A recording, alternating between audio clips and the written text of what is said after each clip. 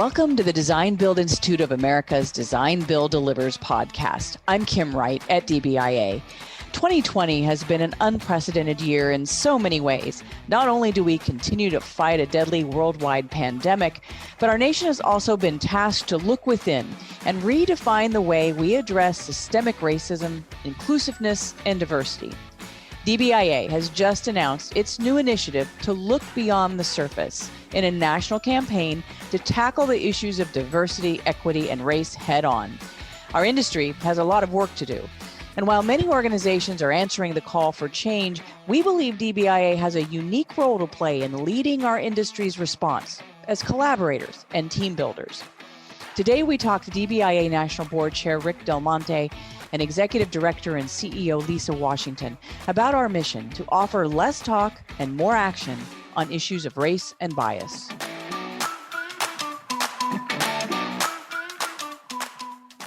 I think it's important before we dig into what this new Diversity, Equity, and Inclusion Committee is going to do, let's talk about why. How did this even come about? It's the elephant in the room that got this started. It's the issue that we all know exists, but that's really uncomfortable to talk about. Diversity, equity, and inclusion is a sanitized version of racism and racial bias. And we all need to first acknowledge that racial bias isn't always blatant. It doesn't always manifest itself in protests and marches. Sometimes it manifests itself in the boardroom and even on the job site. And sometimes it's more subtle. It's more subtle implicit bias, that unconscious bias that exists in so many of us. A good example of it is, as a Black woman, I feel like I sort of have a double whammy. There have been so many times where I've been in a boardroom or in a meeting and I presented an idea or a concept or a paper, and sometimes the response is surprise that it's good. I'll often get a response of, "This is really good. Did you write this?" or "Did you come up with this?" That's implicit bias, and I don't think that everyone realizes that. Yeah, until you've actually seen that happen, you're like, what? Absolutely. And the funny thing is, I don't believe that in many instances harm is meant. I think it's just a lack of knowledge that this is implicit bias and that it can be hurtful and it can be misconstrued. Every industry organization out there has been talking about this issue for years. But all that's really been happening are these vague platitudes and a series of white papers and research that validate what we already know. DBI wants to be committed, and we are committed to engage in this effort in a meaningful way that's focused on actionable change, not just words. We think we have enough white papers, we have enough research. We now need to affect change. One of the things that came up and, in conversations with Lisa was that the whole diversity, equity, Black Lives Matter, all of this becoming a huge issue in society, and that it seemed like an opportunity to kind of push the DBIA forward. It was to get a little bit ahead of all this. And so that's when we decided, hey, why don't we make this an element and be one of the things that I hope to, push forward and accomplish while I'm chair. This has not been a new issue, particularly for our industry. It feels to some degree like we've talked it to death with not a lot of real change. I mean, how do you think this group, how can we make it different this time around? I think one of the things that we've really focused on are what actual steps can we take that will, in fact, make a difference? Not just idealize or whatever, but what can we actually do? What can we do within the contract? How can we recognize firms that do this? How can we engage minority leaders? How can we do things that at the end of the day, my personal feeling is that, maybe we should feel guilt, but feeling guilt doesn't get you very far, right? We want actual something that allows, we really believe in the American dream. We just think the American dream needs to be spread a little more broadly, within this society. And the industry is struggling with staffing in general, right? We're older, we're aging out, or young people are not showing a huge interest in getting into our industry. And particularly, I think the younger generation, and they do see the world differently. They're looking for different things in how they want to spend their career. And when you're 90% male and 88% white, that's probably a turnoff. Yeah, no, I agree. And there are certain things that, like I say, I see, for example, certain trends that I think long-term will solve themselves. Like certainly in the architecture world, women in the workplace, you know what, I go to schools, I don't know, 60% of the students are women, right? I mean, there's still barriers to break, but long-term, I'm pretty optimistic. It's just the pipeline, it's just the people that are coming in. I think over time, we'll get the issues figured out. We just don't have a pipeline right now in terms of Black students coming into the profession at any, whether construction, architecture, engineering, whatever. It's a very small trickle, and we've got to get that pipeline to be much bigger. I would like to believe that most of our members are not racist or discriminatory or whatever. I just think that they look around and they don't see a lot of pipeline and have no idea really, how do I expand, cast the net a little further? How do I bring more candidates? How do I get more opportunities? And I think that what we're talking about is figuring out how to do that for firms. Because it is an assertive act, right? I mean, you have to look in order to truly bring in diversity. Yes. And, it's a challenge because I think we all have our comfort zone. So, if you want a job at Beck in the construction group and you went to Texas A&M or Iowa State, your odds are pretty good, right? This is like, there's a whole cadre of people here. They come from them, they know the professors. If you went to Clemson, for example, and you want an architecture job, you're pretty good. I went there, I recruit there. We know what the kids are like. So, whatever. And when we find diversity in these places, but if we want more diversity, like you say, we're going to have to go places where we maybe are not so comfortable. We don't know these places. We haven't been recruiting there for years. We don't have folks in the office that we can look at and say, yeah, that's a great school. We got them. But in some way, we've got to break that barrier and get to these other places and begin to look where we don't normally look. We just rolled this out at the annual conference. So it's only been a couple of weeks, and it's probably too soon to tell. But I mean, do you expect resistance? What kind of feedback did you get from that early, this is what we're going to do? It is really early, but we have rolled it out to the board of directors, and the board is representative of our membership. Their response is often indicative of how things will be embraced by our entire membership. So I'm really pleased that they've agreed that we must take some bold steps as design builders. Our core values have long espoused that diversity drives innovation and that it makes us better. We now need to bring that concept to life as an organization. The feedback on the board has been positive. There have been concerns about, oh my gosh, okay, how are we going to accomplish some of the changes within the contracts or whatever, but not resistance in terms of we shouldn't be doing this. Yeah. But I suspect there may be some folks that have the attitude of, I don't necessarily believe in diversity. I believe in hiring the best people and the best talent, whatever the color and race, nationality, whatever. And that's fair. I believe they're trying to do that. But I guess what we're saying with this is we need to do more, because that attitude is not working to diversify this profession quickly enough. The inability to make this happen is really working against our own self-interest. Study after study shows that diverse teams tend to be more productive. McKinsey not that long ago said that diverse companies are more likely to have higher financial returns. I mean, isn't that what ultimately we're in business to do? I mean, so if there are some keys that not only do the right thing in making us more diverse and inclusive and therefore more appealing to younger people, and therefore we can actually have more innovative teams and make some extra money on top of that, that hits me as like fairly self-evident, and yet we can't seem to get over that hump. No, it's absolutely true. It is one of the big challenges that we have. But I guess one of the things that we found out, and one of the things that I appreciate about DBIA, is that we have a broad range, right? We have owners, architects, engineers, contractors. And what we're finding out is that, I think the owners are going to get ahead of us. When we were at the board meeting, the owners' representatives are talking about some of the changes we're talking about, and they're going, you know what? We're putting this into our contracts. We're putting this into what we're going to require. So if you guys don't do it, we're going to be the ones driving it. And so, we debated a lot, because in the statement that we have, we talk about diversity as a disruptor. And we said, well, as a positive disruptor. And we're thinking, well, is disruptor ever positive? But I guess we settled down into the fact that if you are behind the curve, it's going to be a negative disruptor to your business.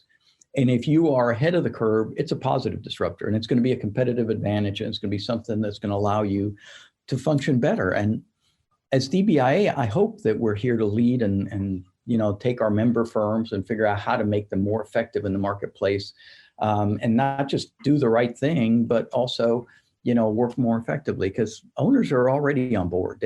I think they're ahead of the industry. Yeah, I think this gets to the heart of our campaign, which plays on the phrase pre-existing site conditions. The best design builders address different site conditions based not only on the information that they clearly see in front of them, but on a deeper analysis of the situation. It just makes good sense to look beyond the surface. So if it makes sense to look beyond the surface when you're working on a project, why wouldn't it make sense to look beyond the surface in the people that we work with every day? And as a team, sometimes that diversity is what actually can fuel really creative ideas and innovation and problem solving too. That's absolutely right. Our different experiences bring different ideas to the table, and it's those ideas that really make for the best design build projects. I remember one conference a couple of years ago, and it was the steel-toed, the women's diversity group panel. And it was so interesting to me because they talked about how, and there were owners on that panel, about how they come to the table and they're picking teams, and they, there's however many women or Black or Hispanic or Latino on the owner side, and they look across the team and there's nothing reflected whatsoever on the teams. They're having to choose who they're going to work with for years on, multi-million dollar projects. And they're thinking, from a team dynamic, as a design builder, is this going to work? And that's just practical reality, right? If you're sitting across the table from somebody and they don't come at all from the place that you're coming from, you have to wonder, how can we work well together as design builders, particularly? Yeah, I remember, and it was a while ago, it was 10 years ago. We interviewed, it was a design build project, a federal project, large federal project. And we were doing our interview, and the head of that office, who's now our CEO, was Black. The project manager, leader of the integrated team, was Black. We had other members. It was a very diverse, and we did have a few old white guys like me. But overall, right, it was a really diverse team. We looked across the table and they looked like us, right? It was also a very diverse team. And our closest competitors, we finished the interview and we're walking out and they're walking in, and every single one of them is white and over 50, male. And I thought, you know what? I think we've got an advantage here, right? I mean, I think in terms of how they lead, and part of it was, this was not a symbolic thing or anything else, because these individuals were leading the presentation and they were in fact leading the office. Sure enough, we won the project. So yeah, I agree. I think owners are going to look to us and say, hey, how come you don't look like us? And I would think too, there have been studies talking about how, diverse teams and diverse, you can define diverse a million different ways. Design builders, by definition, their teams are diverse just because they're built around the idea that everybody comes to the table, that whole big table concept, right? But they need to dig deeper, that, you're getting that exchange of ideas outside the group think. Right. I mean, and ultimately, if you want innovative design build projects, I would think you would need as much diversity as you could possibly get on a team to get outside of groupthink, right? Yeah. I don't know, Kim, is there any more diversity than an architect and a contractor in the same room? I will say that. You get them to the table, right? Then everything else should be easy enough. But yeah, within the individual groups and everything else, I agree. How do you get different viewpoints? How do you get people from different schools that have been exposed to different elements? DBIA is not certainly one of our industry's largest associations, and yet we are probably the most diverse in the sense that we do represent the entire team, every member of the team. So do we have a unique role to play in trying to push this issue forward and trying to really get some traction to make meaningful change?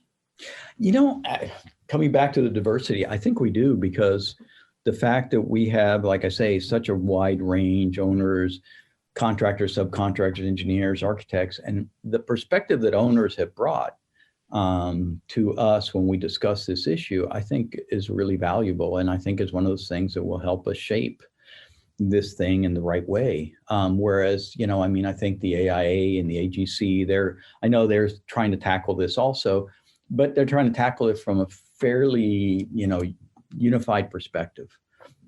So I think that the things that we can have as we talk to different owner groups and say, what are you seeing? What are you guys trying to put into place? What would you like to do? Helps us in terms of providing a more unique opportunity. The committee has talked a lot about the many things we could do, and we really came to the conclusion that our initiatives are going to fall into 3 core buckets. The first bucket is going to be changing that attitude and that mentality to help people understand the value of embracing diversity. And that gets at changing some of those basic things that we can change about the value statements of DBIA. The second bucket is really focused on preparing our members to deal with this issue for the long term. We do not believe that the issue of diversity, inclusion, racism, racial bias is going to go away overnight. It's going to be an issue that we have to deal with openly, honestly, and proactively. So we want to prepare our members to do so by providing educational aspects in our programs and by helping them understand that inclusiveness is what has been driving the innovation so that they can be prepared to address it. And then the third bucket is the challenge of an industry image that is one we could stand to improve. We need to make sure that our industry is seen as one that embraces people of all races, color, religions, gender, and we haven't done a good job at that. So we need to make sure that we have outreach efforts that let everyone know that they are welcomed and valued in the design and construction industry. If you ever go to our conferences, you hear Barbara talking about, treating each other well and behavior towards each other, and that personality, trumps strategy and whatnot, that you have to have the right people with the right attitude, treating each other the right way with collaboration. So that's always been one of the foundations of what we teach at DBIA. So I think that it slots in very well into what we try to accomplish.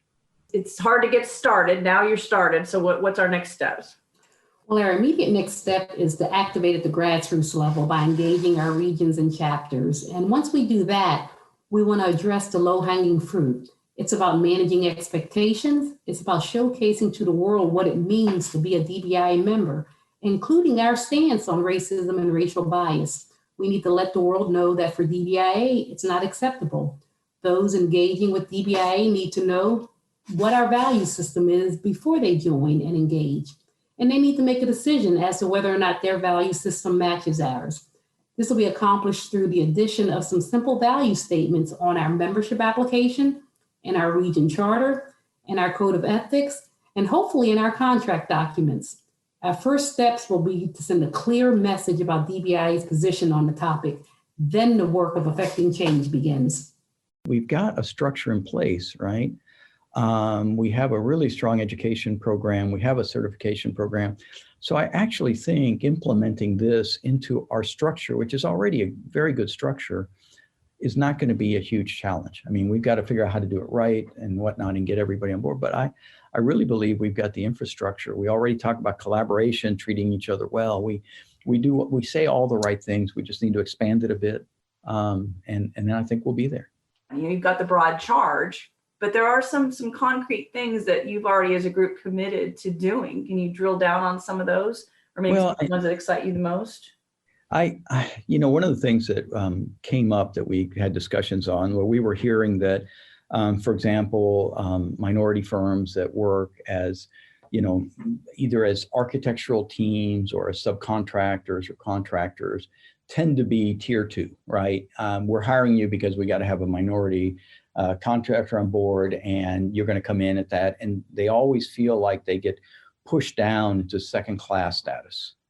And they're arguing like it is so difficult once you begin doing this kind of work to ever get to the point where you're recognized as a firm that should earn the work on your own and be hired for your qualifications. How do we help firms do that? We've talked about, we do scholarships for owners. Do we begin to do scholarships for some of these firms? Do we begin to expose them? Is there something in terms of our conference and our show floor that we can have booths that we can, how do we get those firms exposure to the point where people will recognize them as firms that do quality work and not just as firms that will allow you to check a box and say, okay, I need them on my team because I need to check that box. And so there's a struggle there with existing groups, some of them very good groups. The thought is, how do we help those firms, come along further? These are existing firms, existing architects, engineers, workers, and we figuring out how to help them, how to elevate the firms, how to get them more opportunities. The bottom side of this is, how do we get more in the pipeline? Because if you look at the other half, how do we get more kids in school to study, within our profession? How do we partner with, historically Black universities and colleges? How do we broaden the net and get people to look at different folks coming in? So, and how do we make the perception of the industry a little bit better? So it's kind of like two different approaches. One, we recognize the pipeline is not very strong. We've got to have a stronger pipeline. The other one is saying, okay, there are already engaged and talented people in this profession, and how do we recognize them and bring them forward while we try to continue to increase the pipeline of people coming in? And the idea of reaching all the way down to elementary, middle, high school levels is definitely playing the long game, but could have the biggest impact over time. Yeah, young, right? It's a challenge because when I look at, as an architect, I look at my profession. There are very few role models in which you can say, look at that individual, right? Look at that great Black architect. I want to be that guy. He's doing such cool stuff. I'm Hispanic. There are all kinds of Hispanic role models. There are all kinds of great Hispanic architects, right? Cesar Pelli, Vignelli, Legarreta. You just go down the list. So, for young Hispanic kids, not to say that they don't have a challenge, but I see them entering in much greater numbers because they have role models that they can see. Yeah, I want to be like that individual. The first step is we got to get some role models. We got to get people that sort of, students in school will look up and say, architecture looks like pretty interesting because I see people that kind of look like me, and that guy is pretty cool. I went to, and the thing that concerns me, I went to a Skyline High School, which is a, talented and gifted high school here in Dallas, and they have an architecture program. It's a really good architecture program. And I went there, we were helping them on a design build project, and they have about 25 kids per class. And so all of them together, and we were talking about this project we were going to undertake. And at the time when I went there were probably 50 kids in the room. And I want to tell you that there might have been 5 Black students and the rest were all Hispanic. Interesting. And I asked the teacher, I said, this is really unusual. What's going on? He said, well, a lot of these kids, their dads work in construction. There's a tremendous Hispanic, construction side, and their kids had no construction. They may have worked on construction, and their dad says, yeah, you should get into this, but you should be that guy with a tie on. Yeah, you want to be the architect. Yeah, you want to be the architect, or the contractor, but, the contract manager, but you don't want to be me on the roof on a 100-degree day doing, roof tiles, right? And so they do that. And so that, it all kind of feeds up there, being in the industry and expanding, having views. And so I think we just have to start at a grassroots again, more models, more families engaged, more people pushing their kids and saying, hey, this industry is a good one, you should get into it. What do you think the next steps need to be? We need to realize that our world is filled with good people and bad people representing every race, religion, and culture. Global generalizations need to stop. And the first step is to embrace a mindset that stereotypes are just not acceptable. And DBIA plans to lead the way in promoting the value of that mindset, that we all bring something to the table. So we got to put meat on the bones, right? Right now, there's this, the skeleton of ideas, and now we've got to actually put things in place, right? As we plan the next conference, as we look at the contract documents, again, we got to kind of put actual items in place. This all right now, it sounds good. I like all of them, but what actually is going to take place? How are we actually going to implement and make this happen? And I'm hoping that this isn't like, 5 years from now, we'll go, okay, we finally got the last one in place, right? I'm hoping this is going to be by the end of next year, we can sit down and say, man, we really accomplished something, right? We made a difference in this industry.